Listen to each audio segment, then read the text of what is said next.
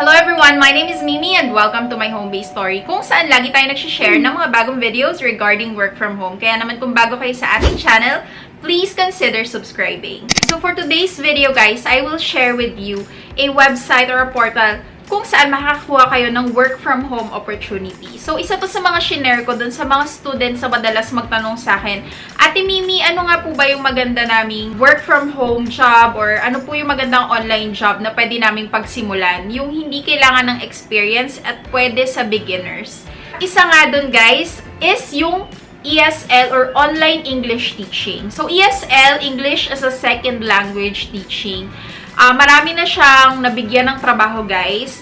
Actually, I've partnered with one of the top ESL companies in the Philippines, which is Acadsoc. Si Acadsoc, since 2011 pa sila, guys, nagpo-provide ng opportunities for Filipinos like us to teach English to Chinese students. So guys, it's an online platform where Chinese students and Filipino teachers can all come together in one place. Hindi lang to open sa students, guys, ha? Sabihin ko lang, kahit siguro 90 ka na, kung kaya mo pang magturo, then go for it, right? If you still have the energy and the willingness to teach students the English language, then you can go and apply at Acadsoc. And I really like their goal na gusto nilang makapag-provide ng stable job opportunities for English educators, not only in the Philippines, but worldwide. Actually, in the Philippines alone, they already have 8,000 teachers. So imagine that, guys. Kaya naman guys, I'm so excited to share with you kung ano nga ba yung benefits ng working as an Acadsoc online English teacher. Paano mag-apply sa kanila. Ang step-by-step process, i-share ko yan sa inyo. Ano yung mga requirements para makapag-apply kayo sa kanila. And paano kayo mababayaran. And ano pa yung mga extra benefits aside from salary na pwede nyo makuha if you're working as an online English teacher. Kaya naman, stay with me until the very end of our video para malaman nyo lahat yan. At dahil nga work from home to guys, unahin na natin yung sweldo. So si Acadsoc guys, they pay you every 1st and 16th of the month. Ang average na sinasweldo ng isang Acadsoc teacher is ranging from 20,000 to 40,000 pesos. Habang nai-improve nyo yung skills nyo, then it's gonna go up. It's gonna go higher. Ayan. And ang payment nila is either a bank transfer or PayPal. Kagaya nga sabi ko sa inyo, if you're gonna be working online, talagang napaka-importante na meron kayong PayPal account. So, apart from your base salary, you also get additional bonuses like class completion bonus, referral bonus, perfect attendance bonus, and enrollment bonus. Yung average salary ng isang Acadsoc online English teacher is ranging to 40,000 pesos. So guys, you can make this as a full-time job. And ang maganda pa dito guys, ang benefits ng working with Acadsoc is you can be flexible with your time. So kung kailan lang kayo available, if you're not ready to commit full-time, pwede silang mag-part-time. So meron silang mga class times. I-discuss natin yan later. So para sa mga viewers natin that love kids, or not even if you love kids, if you just love teaching and sharing your learnings, then online English teaching is perfect for you. And you can try it na sarili mong schedule, flexible time ka, you're working at home, so you're in the comforts of your own space. Tapos you can earn actual money from doing it, like from interacting with multicultural students. At ang maganda pa dito guys, may training sila. Yes, they provide training and they also provide certification or yung TESOL certification, which is teaching English to speakers of other languages. So guys, magagamit nyo yan to broaden your horizon and para sa career growth nyo na din, para ma-solidify yung nalalaman nyo sa English. So maganda yung certification to have guys. Ayan. Okay guys, let's talk muna about the requirements.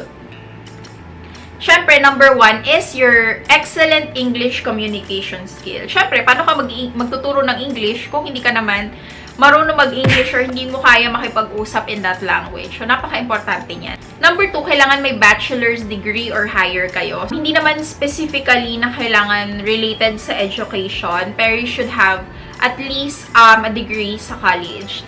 And then, you have to be at least 20 years old. The reason for this, guys, is ayun nga, they wanted to solidify yung quality ng services nila to Chinese. And it's also good for us din. Kasi, if we can continuously provide quality education or quality services, then mas may chance na magtagal yung mga ganitong klase ng work dito sa Pilipinas. Number 4, you have to be capable of teaching kids. Yung mga K to kinder to grade 12. Ayan. So, kailangan mahaba yung pasensya nyo, guys. Kailangan marunong kayo makipag-usap sa bata. You know, kids, they easily get distracted. Marami silang mga distraction. Hindi sila basta-basta nakikinig. So, you have to be able to hold kids' attention. So, si Acadsoc, meron silang teaching hours. I mentioned that this is flexible. So, you can choose naman any of these times. Pero yun nga, you have to be available during these teaching times. And so, pag Monday to Friday, it's 6 p.m. to 10 p.m., any of those times, dapat available kayo.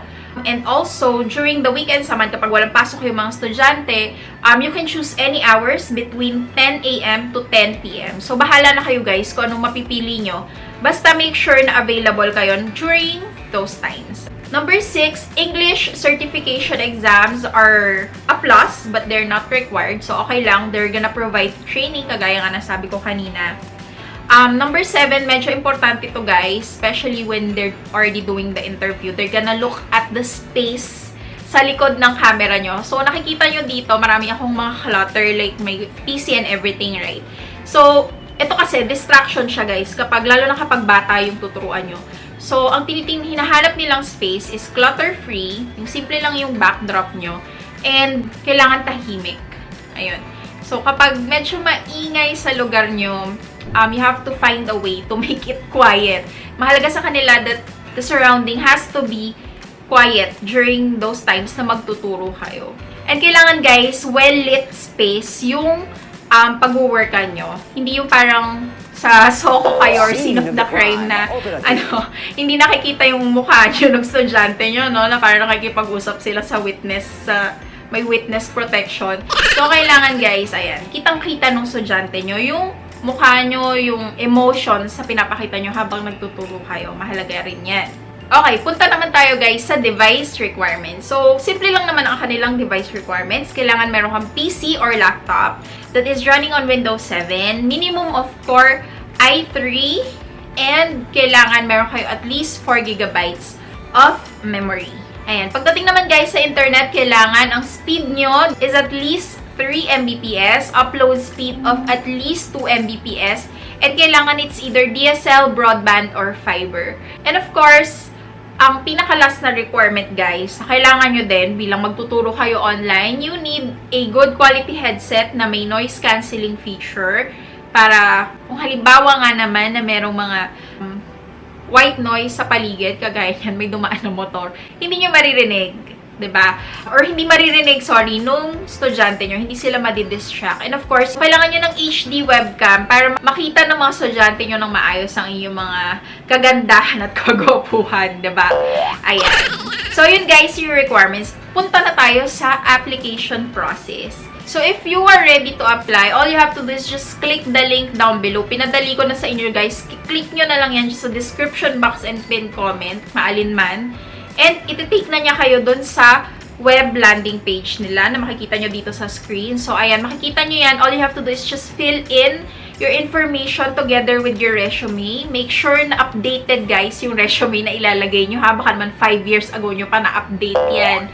Ayan, so make sure that it's updated. So, once submit nyo na, guys, yung inyong resume and yung information, isa-screen nila yan. Titingnan nila kung ano yung mga skills na meron ka. So, make sure guys na walang grammatical or punctuation error. So, be careful about that. Make sure it's presented well. Simple lang. Direct to the point. Siyempre, titingnan nila yung mga qualification. As long as you're 20 years old and may degree kayo ng college and you can speak or converse in English excellently, then, syempre, pupunta na kayo sa next step, which is the interview. So, syempre, sa interview, guys, kailangan magpasikat kayo dyan. It's more usually just a background check on you. So, titingnan nila, of course, kung paano kayo magsalita, if you can handle yourself properly, or if you can handle the conversation properly in English. And, ayun nga, after the interview, guys, ang third step na ng kanilang application process is yung training. Ite-train nila kayo kung paano yung process ng pagtuturo. Tuturo nila sa inyo yung tools, ano yung mga magagandang gawin, tips on how to handle a class better. Ayan. And syempre, kapag naipasa nyo na yan with flying colors, ang next na is yung inyong demo class. So guys, sa demo class, dito na talaga yung moment of truth. Kunin nyo na lahat ng kaya nyong lakas ng loob na kunin. Kasi, i-judge kayo, i-judge. So, syempre, dito na talaga i-check kung tama yung, or nakuha nyo, na-absorb nyo ba yung tinuro sa inyo nung training. Kung ready na ba kayo maging isang online teacher. As simple as the term sounds, demo class, ayun talaga, magde-demo na kayo kung paano kayo, or how would you handle a session or a class with your student. Okay? And of course, after nyan guys, the fifth step guys is TESOL training. So, ang purpose talaga nyan is to maintain the quality ng mga online teachers nila. And after nyan, pwede na kayong mag-open ng class ninyo.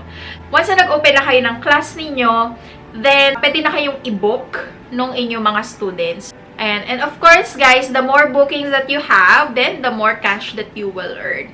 So, ang maganda talaga dito, guys, is walang limit on to how much you can earn as long as kaya nyo mag-work class. And apart from that, yun na, kagaya ng sabi ko kanina, meron silang mga bonuses na pwede nyong makuha. And actually, kaya maganda mag-apply sa kanila ngayon is meron silang the 1 million referral lottery game na open sa lahat ng kanila Acadsoc teachers. It's one of their first large-scale referral activity. Every time that you refer and makapag-successful referral kayo, you get a chance to spin the wheel. And if you're interested to go and join their 1 million lottery game, I'll put the link in the description box for their full mechanics. So if you have friends who also want to be online teachers, then this is a great time para sa inyong magbabarkada na mag-start mag-apply sa Acadsoc this month. Actually, now na, okay? Kasi this will only run until March 31 of 2020. So, it's really the best time for you guys to apply to Acadsoc. So, click nyo lang guys yung link at the bottom. I-share nyo rin yan sa mga kaklase nyo, friends nyo, sa inyong family members na gustong mag-work from home and kumita ng pera without really leaving the house.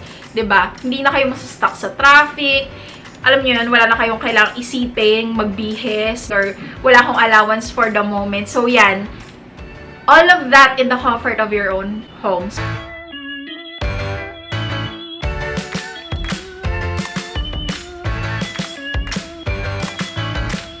Click nyo na lang yung link below guys to start the application process and start earning from home.